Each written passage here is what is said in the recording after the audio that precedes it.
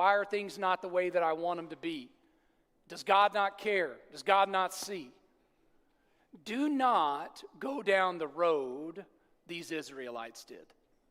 Y'all, they were brought up out of slavery to Pharaoh. They crossed a literal dry seabed with walls of water on either side of themselves by the power of God. And yet there they are in this place of doubting and like, hey, God's abandoned us. Let's find some other gods that look like everybody else's fake gods, and then we'll have something tangible. Y'all, you might think that you are beyond that kind of foolishness, but I promise you, you aren't, because we are all guilty of raising up idols in too many ways in our lives. You might say, well, I'm not out there making any golden calves, Nick. Right, of course. Because modern day idolatry is not golden statues, but it is about anything that takes the place of God in your heart. And everyone in this room can pinpoint times in your life where you have focused on the wrong things for the wrong reasons. Success, money, comfort, approval. When we trust in those things more than Him, we are slowly drifting away, and we are forgetting that it is God who truly sustains us and satisfies us. We just sang about it right before I walked up here. Even when we can't see it, He's working. Even when we can't feel it, He's working. And it's true, but you and I need some reminders of it, and that's part of what we're here to do this morning. The Israelites' impatience came because of Moses' delay on the mountain. They couldn't see God's plan immediately, like in their timing. And because it wasn't in their timing, they didn't want to wait. But if I asked everyone in this room who believes that God's timing is better than your timing to stand up. Now, I'm not going to ask you to do that. But if I asked you to do that, who in here believes God's timing is better than your timing? My guess is everybody would stand up. But how often do we live our lives like we don't believe that? Because when something is not on our timing, we start to doubt, we get afraid, we wonder, where is God? Why isn't this working out? Doesn't He even hear my prayers? Waiting on God takes trust, faith, strength. The psalmist said it in Psalm 27, verse 14. Listen to this. Wait for the Lord. What are you supposed to do? Wait for the Lord. But in that waiting, what are you supposed to do?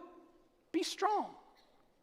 If you're going to wait on the Lord, you're going to need some strength because it's not going to be easy. Be strong and let your heart take courage.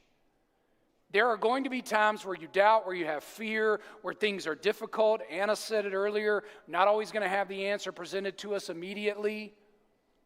Wait on the Lord. Again, what are we supposed to do? It says it twice.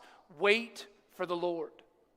Take up strength and courage in your heart and know that God has not forgotten you, that He's there, that He's waiting on you, or that he is waiting on the other side, right, of your faith and trust in Him. Sometimes the harvest of your life comes after a season of waiting. Sometimes the harvest that you are waiting for comes after a season of trial. It's a lot like what happens with apple trees. I love apples. Maybe you like apples. I like apples in all their forms. I like the sauce. I like the juice. I like the regular apple. I like them. It's a cool thing about apple trees, though. In the spring, when some of the buds are already on an apple tree, and if you get a late freeze, what will happen is those little nodules that are on an apple tree early on like that, they are called scions. What happens is the tree goes to protect itself, and it takes all that energy that it was storing up, that it was going to make into apples that season, and because of that freeze, it protects them in these little scions. So all the energy is bound up, and that year, that season, you won't see apples. or at least you won't see nearly as many. All the energy that had been stored up has now been protected, and it has to wait. But next year, 1 year's harvest away, those scions burst open in the spring, and you'll have kind of a ridiculous amount of apples. And that happens, right, because the protective nature of the scion freezing up or sort of stalling that, protecting it, if you will. Lots of times you'll see that in your own spiritual life. That there will be times where you're waiting, and what you're waiting on is a breakthrough. But remember what we just talked about. That breakthrough needs to come in God's timing, not yours. And listen, would you want it any other way? Right? Like really in your heart of hearts? No, it's good. Amen. Amen. We're okay with people answering questions here. That's good. If I ask it, feel free to answer it. I like that you're paying attention. Listen, there is a cost to idolatry.